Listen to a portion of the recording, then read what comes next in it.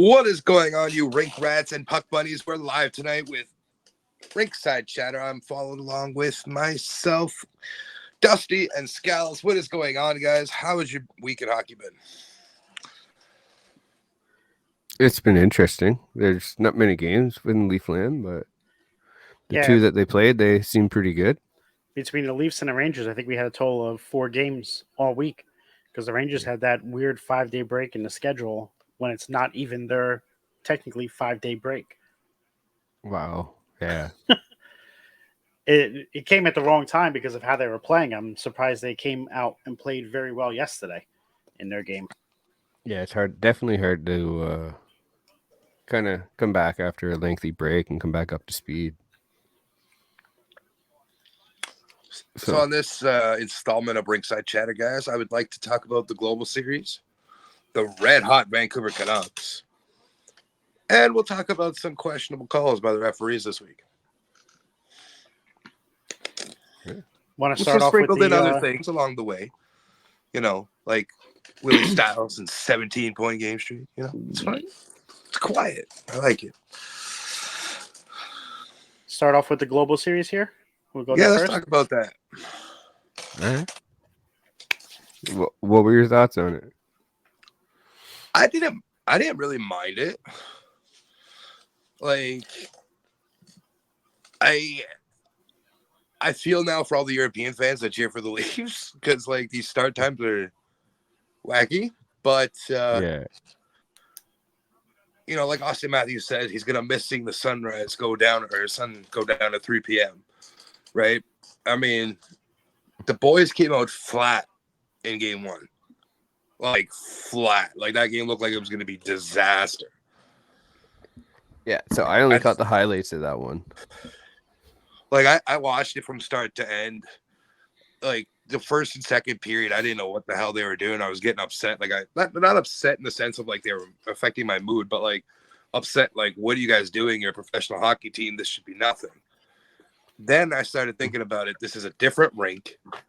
Puck bounces are different. Sound is different. The benches are on the other side from where they typically are. The boards are everything weird. Is different, right? The atmosphere of actually having people there to cheer for you as opposed to the first, 3 sections up going suits. Mm-hmm. So I think that played into their minds a little bit. Today's game, I didn't like the blown lead. I got up late, and the only reason I got up late is because Gals woke me up with a text. So I was more excited about Willie scoring than you were. You were sleeping. We both. I was sleeping as well. I was in dreamland, and I was enjoying it. I went to go set my lineups today for fantasy, and I was like, shit, I missed it by like 2 minutes. So I had Matthew Nyes on the bench in one of my leagues. Kind of effed myself over on that one. That kid had a rocket goal today. Like I said, I missed a lot of it. I think I woke up at I think it was like 20 after 10. I was kind of surprised my daughter didn't wake me up, but she wanted to sleep in this morning, so I was all for getting a little bit more sleep. Do we lose Shadow? Nope. He just turned off his mic there, his camera there for a little bit. Oh, okay. Sorry, I was responding to something I needed to respond to. But I've enjoyed the games from over there. I don't like the times, obviously, because it doesn't benefit us in any way. It's a 6-hour time difference, so it's a little bit of an issue with us. But I could definitely see how they have trouble watching games at our normal time of 7 p.m. Oh, 100%. I know. That'd be really hard. Even just that, Scouts being wrestling fans with these like premier live events coming up over there. I mean, it's different. I know.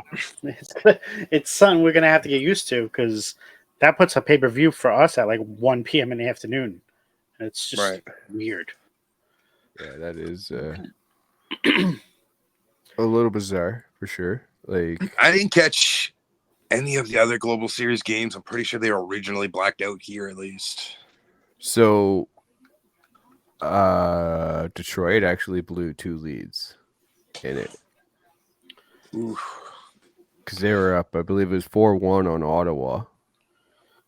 Oh yeah, and then that Stutz logo. They came Oh my back and God. Ottawa won that game with Timmy Stutz. You see that Timmy Stutz overtime goal.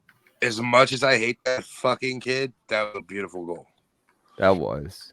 Like, I gotta give flowers where flowers are due, and that was. Yeah, it was dirty. I've seen some being like, "Oh, you're not going to see like X and X teams score this goal." It's okay, cool. It is a nice goal, but like it's a regular season goal. It's a regular season meaningless goal. Was it dirty at the time? 100%. Yeah, but that's the way things are. Like that's what you look for in a regular season.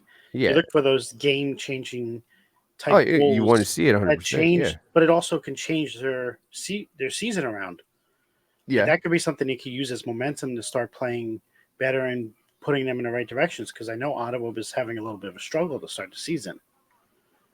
Ottawa did struggle opening the season, yes. Since we're talking about some fancy goals, my oldest son plays minor hockey. You both know that. I never mentioned this because I wanted to save it for the show. So Saturday night we did our ringside chatter. Then Sunday, my oldest had a game. This kid, not on our team, went behind the net, had the Michigan, brought it up, and hit the post. Kid's like maybe 11 years old. And I'm like, did I just see the Michigan in a minor game? That's the thing you're seeing, like with these kids, man. They're watching it in the NHL, and now they're wanting to do it. Yeah, I mean, like I heard a coach refer to it as TikTok hockey because these kids are seeing what they see on TikTok and the sports highlight reels, and they're trying to do it. So, and I think the league is not previous to Zegras anymore. He's not being flash in the pan anymore because now everybody's learning. He likes to do all this fancy shit. It's easy to shut him down. It can be, yeah. I don't know. It's gonna sell the game. It's something that hopefully can bring people into the game because there's going to be those exciting plays. Yeah, that's the one good thing that can come from it. But you just don't want it to focus on that and them trying to get away from the actual game of hockey. Yeah, and I think because the way me and you see it too, though, man, is like we live in Canada where these buildings are going to sell out no matter what you put on the ice, pretty much. Where we'll look at Arizona, they've been struggling to fill seats, right? But say if they're drafting a kid that's doing these kind of crazy goals, that might actually put people in seats. It might. I mean, you figure now that they're playing out of a college arena, they would fill the seats, but at least give away the tickets to these college kids to do something on a Friday night kind of thing at this point. Are they not filling the seats?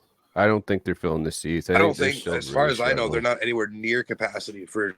Yeah. Give the tickets away and hope that the college students buy a lot of beer. It's a shame too because like Arizona's actually off to a decent start and they could actually push for a playoff spot this year. You know what's going to be crazy when the PHL, I don't remember the whole PWHL Professional Women's Hockey League starts up, and they're going to start selling out arenas more than the Coyotes.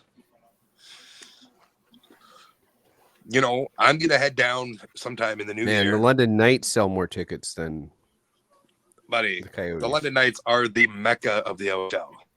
Realistically, it's junior hockey, man. Yeah, but you've never been to the Bud, right? I haven't been to the London Knights game, no. But what I'm saying is, like, when you're comparing a junior hockey team, doesn't OHL compared to an NHL franchise, it should not outnumber professional. No, it shouldn't. At any time.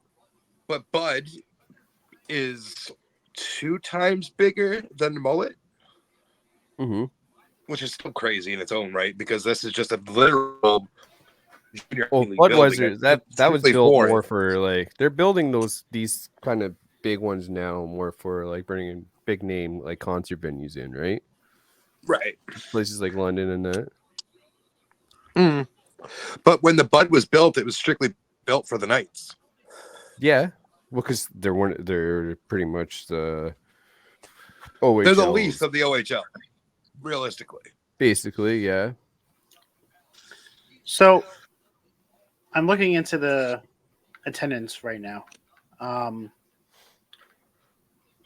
The Coyotes, the Bruins, the Stars, the Rangers, the Kraken, and the Lightning have sold out all of their games in October over the last 2 seasons, so they have no increase in ticket sales from the previous season. So the Coyotes are selling out the 4,600 seat arena. Okay. Okay, but are Monday they night. filling that 4,600 seat arena? When they're selling it, that's technically what they're looking at. They look at it as sales. They don't look at it as who actually shows No, I up. know. Like We butts just and seen Oh. that. But here's the thing in regards to that. The NHL itself is actually up in attendance 2.3% from last year, with the Coyotes going from a 18,000 seat arena to a 4,600 seat arena. So if they were in their old arena getting the 10,000 that they were getting, the league increase would be a lot bigger. And that's with Winnipeg dropping in 19%. But my the worst team in the league. problem with this, and I hate to bring up wrestling again, Dusty. I do apologies. But No, we just no. seen something very similar in London with AEW buying, what was it, almost 10,000 more tickets than the actual number. Mm-hmm. Right? So who's to say that the college that's attached to Mullet Arena hasn't just bought all these tickets and handing them out? And because they're still going to it. They might be. But they might be But- doing what you're saying. They're buying it and giving it to kids. I don't whether they're mind showing it. up or not I just is- wish I don't mind that if that's what they're doing, fine, because it's bringing money into the revenue of the NHL. That helps us grow. That helps whatever. But I just don't like hearing that they're sold out, and then you watch the highlights and they barely have 1,500 people in there. That's my issue. Mm-hmm. I can You understand can't that. call it a sellout if nobody's going to be there to sell it out. That's my opinion. I don't like that term. Oh, well, we sold out. Okay, you can sell out all you fucking want, but you still need those ass and seats to make it relevant to me, Dusty, Scouts, when it comes to watching it on TV. The 2 biggest increases in attendance over last year. Want to take a guess as to who they are? Well, it ain't the Leafs, I'll do that. Minnesota. Leafs are in the same boat as the Rangers. I'm gonna say So- Minnesota is in there, and Nope. Nashville. I'm going to say Nope. Seattle and San Jose somehow. San Jose is actually lost a little bit of attendance. Not much with how bad they're playing. Not much attendance. Seattle is sold out, so they can't increase. Okay. They sold my out bad last year. then. They sold out I'll this go year. Actually, LA I can and- see Montreal. Give me LA and Detroit. You guys missed the obvious one. Connor Bedard in Chicago. I don't really Okay, care. yeah. Can you really consider the original sixes like that though? Because pretty much all original Like, six yeah. always typically have a solid. Yes, but last year they didn't have. They weren't drawing. This year they've increased their attendance in October by 32%. I have seen that. Yeah. So inflated numbers because the new toys in town. Got it. Correct. Yeah. And then the other team at 33%, which is the highest in the league right now, is the New Jersey Devils. I can see that too. Because Yeah, they the normally Devils are don't doing draw. Because they don't normally draw, and their run last year in the playoffs, and then the way they started this year has brought the fans in. Mhm. Because of one person, Jack Hughes. Yep. Right, but like NHL is doing this global series, which we're still talking about here. Mhm. My idea, I was talking to Laura about this. Don't do Minnesota and Ottawa. Send all 6 original teams to go do these global series. I would hate that. No, you want to expand the game. What better way than to market your original 6 in an expanding way possible? You do that 1 year, and then the next global series you do Vegas, Seattle, and the other 2 that came in over whatever. You market it on both ends of the spectrum of the league. Then you do the next year, you do the 70 expansion with the Penguins and the Sabres and all that. You market these original teams in a way that is growing the game. I see what you're saying. That's actually not a bad idea. Yeah. I just hate it because then I won't be able to see my team play at all these weird hours of the game. Yeah. I posted a TikTok today of Willie scoring the OT goal. Someone's comment was, "This is not fair to the season ticket holders." And I'm like, huh? I don't give a shit about the season ticket holders because season ticket holders in Toronto, 45% of them are fucking suits that don't make noise at these games. Yeah. Was today considered a home game for the Leafs? Yeah. No, they're both away games. No, this So one was then- the home game. Toronto was both away games, man. They said it right on the broadcast. So what was with Toronto the horn last then? week. Or did they do the horn for both teams? They brought their own They brought horn, the horns and for both teams. yeah, Oh. and Mike Ross was actually the only PA announcer that was brought over by any team.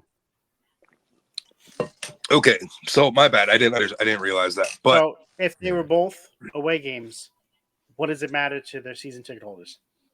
Yeah, and it was actually it was just a I know what stupid you're talking comment. about. You're talking about the Sens fans because the Sens were both home games technically. That sucks for them. Well, Yeah. anyway, it was just like that's probably maybe it was a Sens fan that was upset. But the way it came across on my screen, there was no Senators or Mhm. Detroit or Toronto. Like there was no team attached. It was just, well, the season ticket holders lose a game.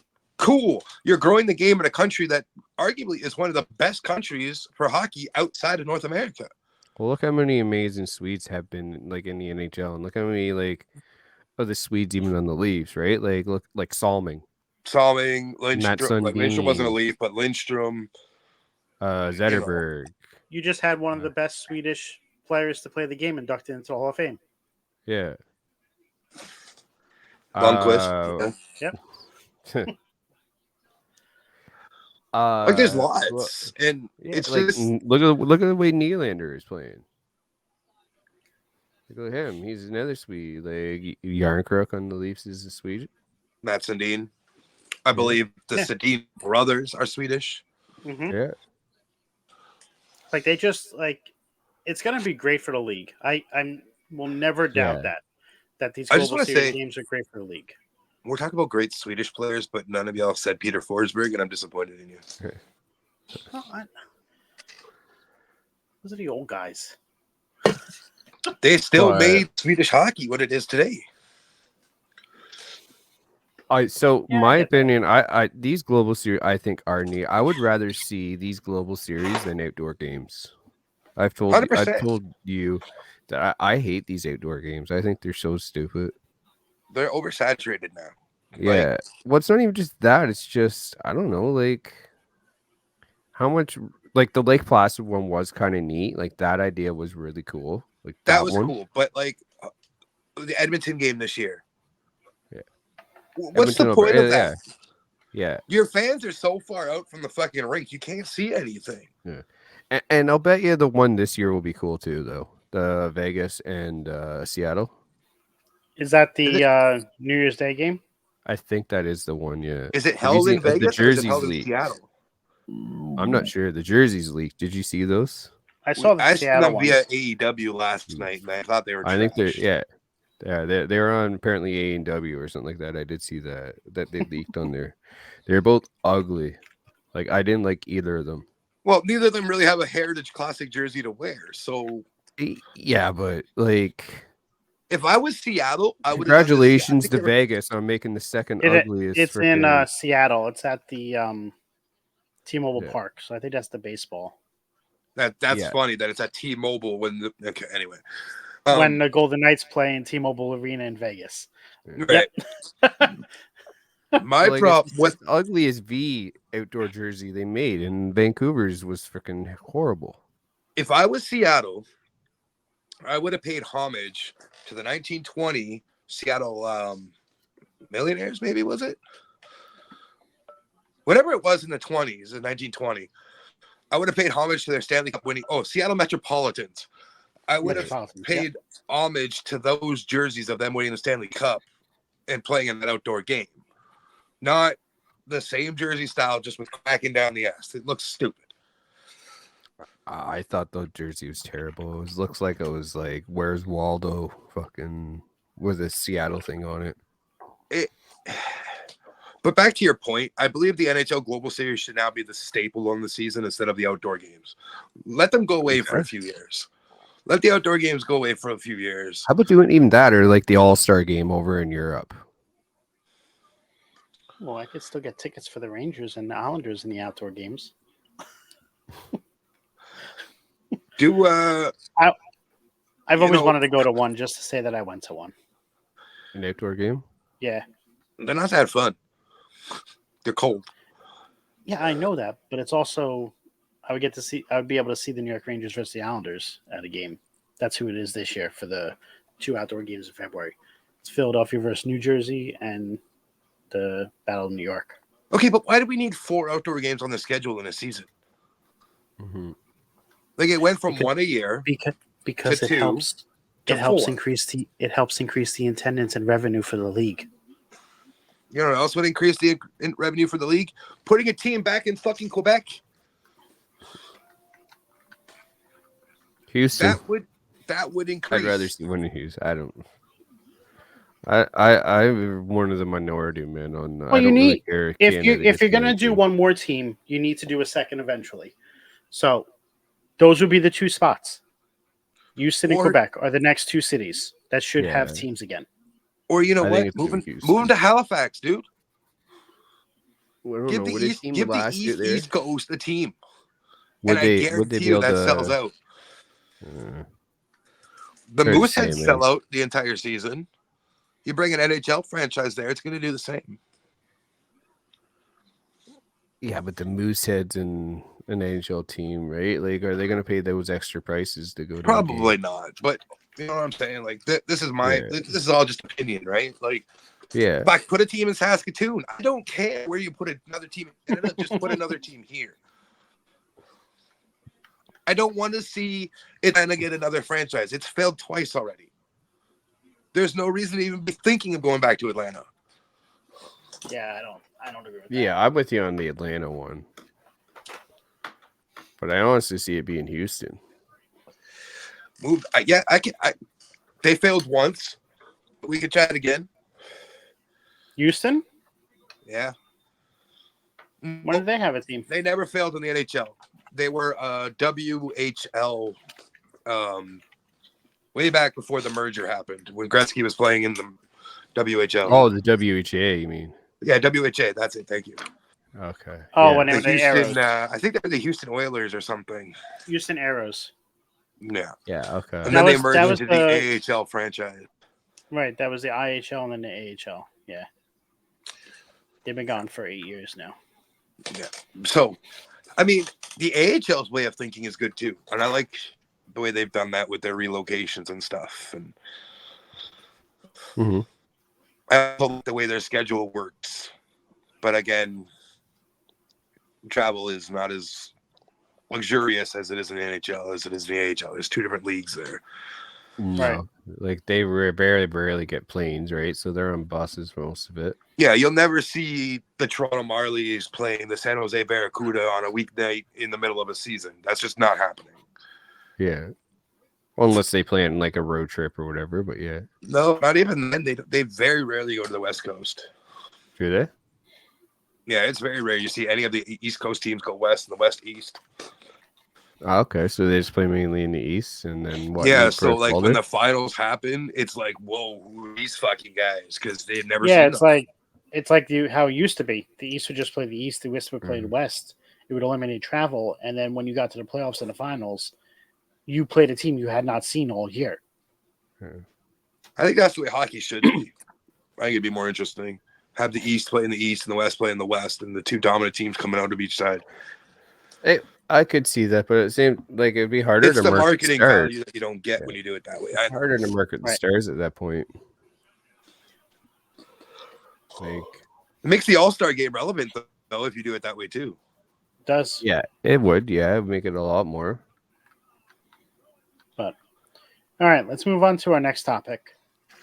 This is the part where I usually ask where we can find us, but You already know where to find us. But if you don't get enough content from Ringside Chatter, make sure you check out the Stoner Dad podcast, which is Leaf Chatter. Check us out. Where can we find it? Where is it on? You can find us on YouTube. You can find us on TikTok and on Twitter. Why'd that sound really weird? I don't know. Well, But thank you, everybody. oh, fuck you, Yeah. man. Fuck What? you. I don't know. Yeah. Fuck you. But this concludes the episode of Ringside Chatter. Thanks for watching. Make sure you follow, like, and subscribe. And catch us next time we're on. See you all soon. Yeah. Boom.